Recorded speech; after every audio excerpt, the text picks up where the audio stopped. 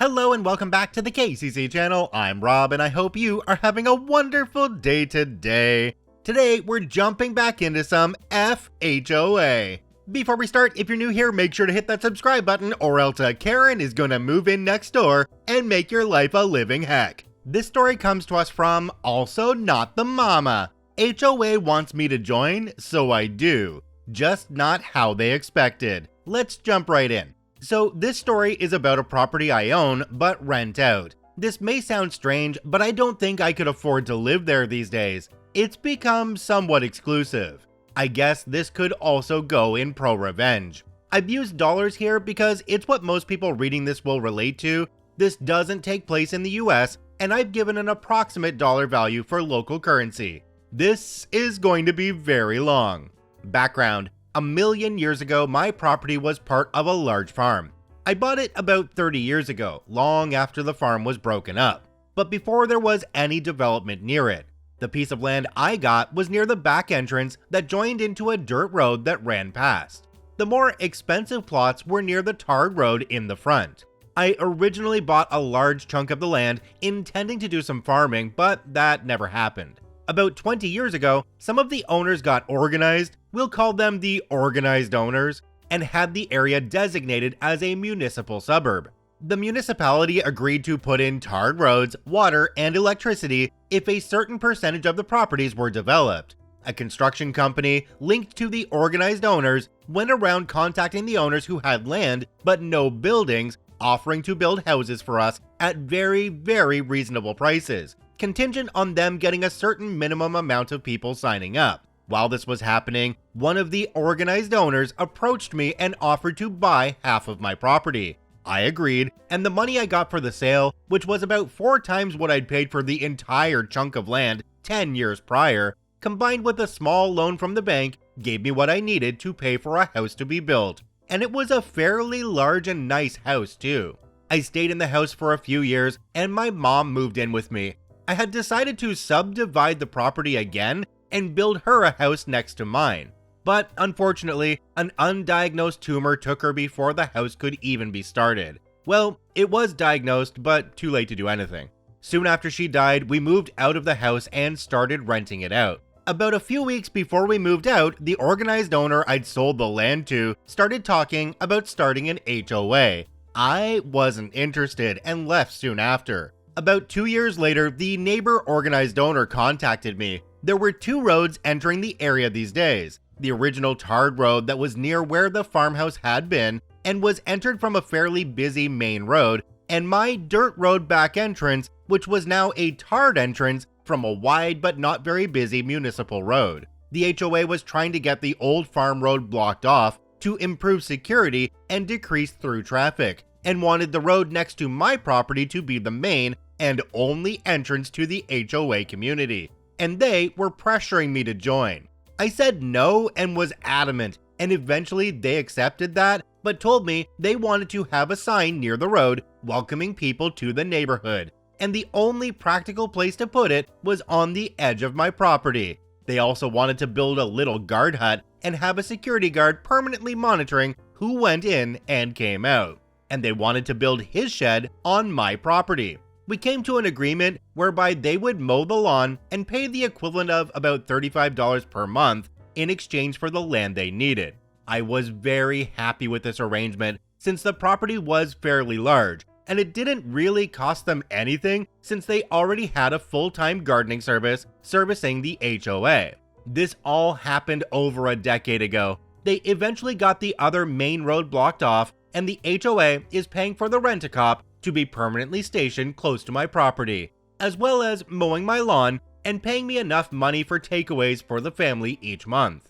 I'm occasionally contacted by members of the HOA to get me to sign up, but I'm really not interested. My property has been rented to the same tenant for all these years, and everything there is going well for me, until about 3 years ago, when someone scared the crap out of my tenant's young daughter by making strange noises and shooting a pew-pew close to her bedroom window 3 or 4 times over about a month. This scared my tenant, and I guess it scared the HOA because they and my tenant contacted me with a proposal. I join the HOA and they give me exclusions from the HOA rules, including exclusions from paying the monthly fees. In addition, they will build a wall around the entire HOA neighborhood, including electric fencing and security cameras. They told me they had wanted to do this for a while, but were unwilling to build the wall on property that was not in the HOA. I couldn't see the downside, and so agreed. The dishonest dealings. It took a little over a year to build the wall and get everything completed, which is quite fast. And then a month to the day after everything was done, my tenant got an HOA warning about his dogs barking. He told the HOA that while the property was in the HOA, it was exempt from the rules. The HOA told him that they had canceled the exemptions and that he had 30 days to comply. He contacted me and I opened some mail I'd gotten from the HOA. I'd ignored it since I was supposed to be exempt from the rules and fees. Man, did I get a surprise. They had retroactively canceled the exemptions and were claiming 1. That I pay late fees going back over a year, 2. That the easement agreement had been canceled and that they were retroactively canceling it a year back because the HOA contract allowed them to use small unused portions of HOA members' land for the common good for free. 3. That I refund them the money they had paid for the easement over that period. 4. That I owed them money for the garden service mowing the large lawn. And 5. That I would be fined for each infraction my tenant failed to remedy. This started an expensive process involving lawyers and the court system that ended with a judge telling me that what the HOA had done was mostly legal. They had the right to revoke the exemptions, but that they had to give me 30 days notice. As I was walking to my car, the neighborhood organized owner, the one who bought half my land so many years ago, told me that I was stupid to have refused to join when the HOA started, as I could have been a founding member, whatever that means, and that next time I should be sure to understand the documents I sign before signing them. The malicious compliance. Neighbor organized owner was right. I should have read the contract better. Also, I was interested in what it meant to be a founding member. Spoiler, nothing. And so when I got home, I grabbed the HOA contract I'd signed, as well as all the other documentation they had provided me with, and started reading. I was determined to break every rule I could find a loophole to break. I didn't get past the first page. While the street address of the property is used to identify it for all practical purposes, in the city records, it has a unique property number that has to be used on legal records. When my mom moved in, I'd subdivided the remaining property, but hadn't yet started building on it. And when I gave the HOA the easement all those years ago, it had been on the property I'd sliced off for my mom. And when the HOA set up the contract, they had simply used the property number from the easement. The next afternoon, the neighbor organized owner delivered and had me sign for 2 documents, one telling me that my exemptions would expire in 30 days, and one letting me know that the easement would no longer be required after 30 days. I think he was being a bit malicious here because I lived about an hour away from the property and he drove out himself. The revenge. Exactly 30 days to the hour after the HOA had given me the 30 days notice, I knocked on the neighbor organized owner's door. Did I mention he was the president of the HOA? And had him sign for 2 documents. The first was that I planned to build a house on my HOA property, which confused him.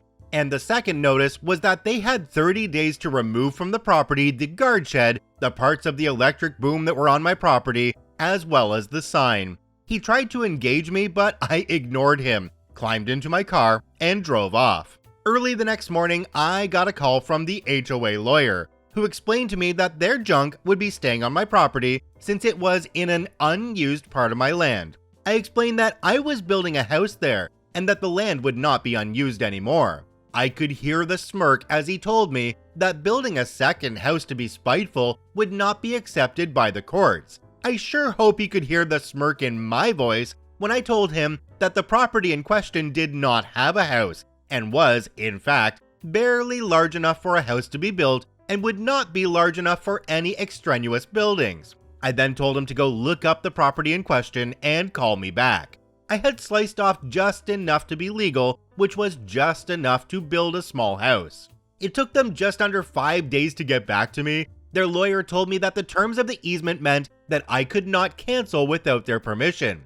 So I emailed him a photo of the document they sent to me canceling the easement. That afternoon, neighbor organized owner invited me to lunch, his treat, to discuss the problem. I said no thanks. He extended the offer again 2 days later, and again I said no thanks. Others of the original organized owners contacted me to try to talk. Some sounded aggressive, some sounded sympathetic. I said no thanks to each of them. Eventually, the lawyer phoned and asked if we could come to some sort of arrangement. I asked what he had in mind, and he told me that he was prepared to discuss exclusions in exchange for access to my property. So I said no thanks, and please don't call me again. About 9 days before their 30 days was up, I got a call from a different lawyer. He said he wanted to negotiate a surrender. His words, not mine. I agreed to meet him at his office the next day. I'd already had documents drawn up, and the meeting was as simple as me giving him the documents and him reading them over. My new easement offer, 1, included everything offered by the old easement offer. 2, I changed the line mow the lawn to get the property to HOA standards and keep it there, since it was now in the HOA. 3, it would cost them about $500 per month instead of $35. This amount would increase with inflation. The previous contract didn't include that bit. 4, when canceled, for whatever reason, the HOA would have to pay me a cancellation fee of around $7,500. 5, the contract automatically terminated 30 days after A, any disciplinary action was taken against me, my tenant, or the property.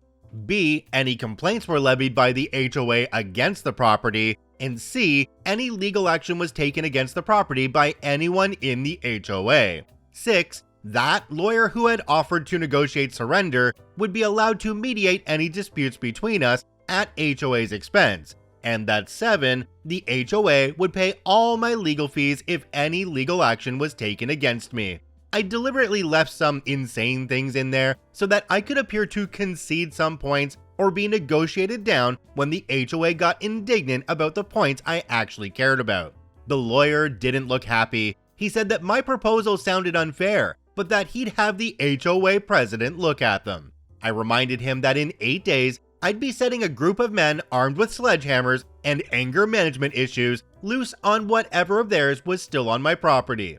That evening, I got an irate call from the HOA president. He told me he was never going to sign the new contract. I said, okay. He then told me I was charging too much per month and that it should be at the same rate as the previous contract. I pointed out that when I signed the previous contract, the area was under development and there was at least one other road leading in and out, but that now there was only mine. And besides, mine was now developed with everything they needed. He told me that I was forcing them to sign a document they didn't want to sign. I told him that he was free to not sign it. He whined about everything he could think of, and then eventually told me I'd be hearing from his lawyer. The next morning, surrender lawyer called to ask if I'd be willing to come to their offices to sign the contract.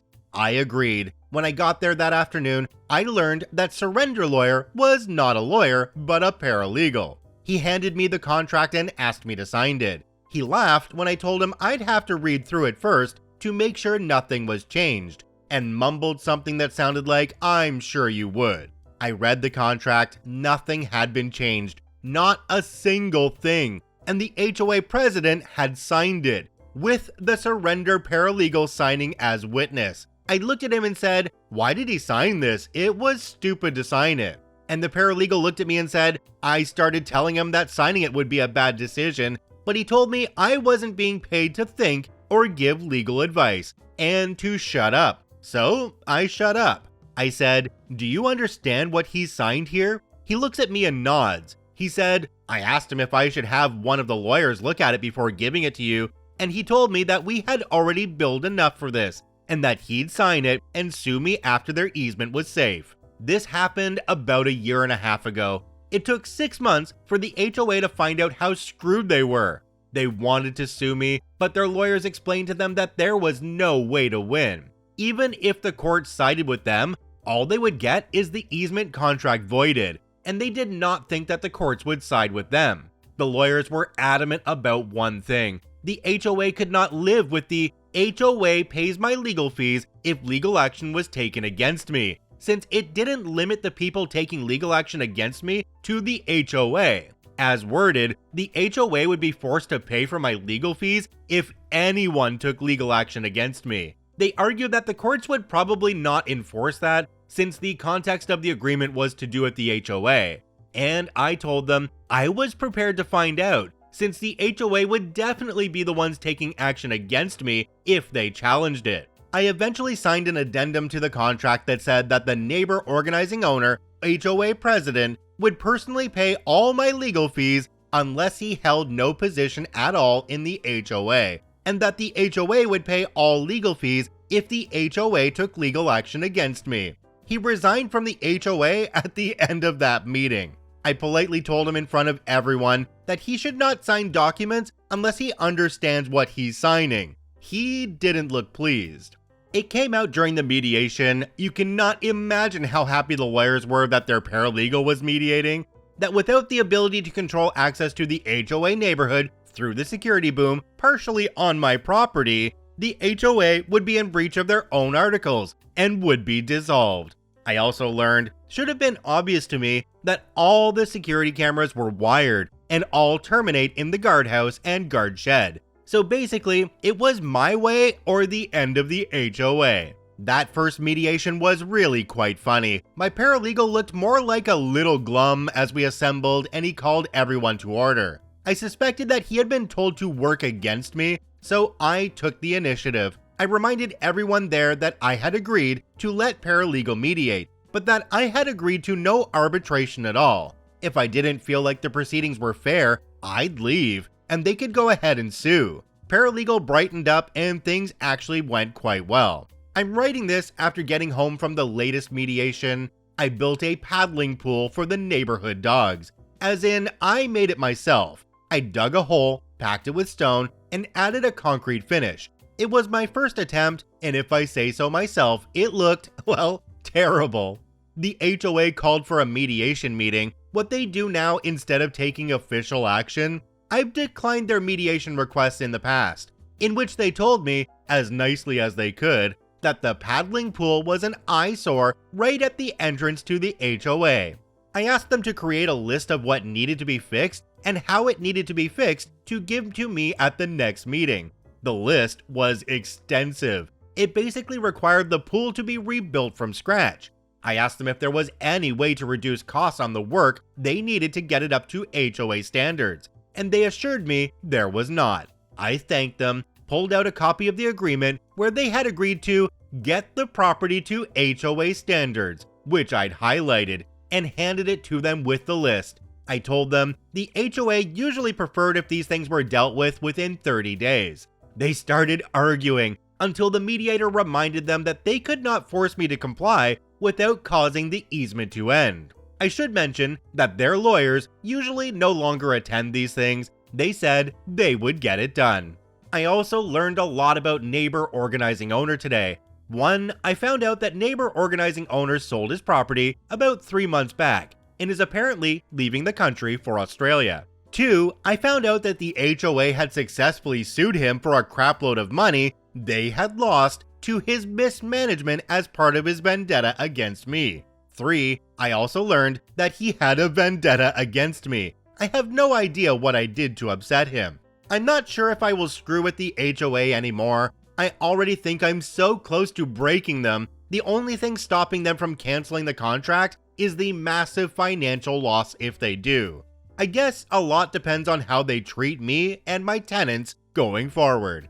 Also, I do like the monthly payments though, so I'm motivated to play nice. Jumping down to the comment section, there's one from a user called LaserPop. It says, "It's kind of insane that for all the headache and lawyer's fees and BS, they'll do anything to avoid paying $7,500.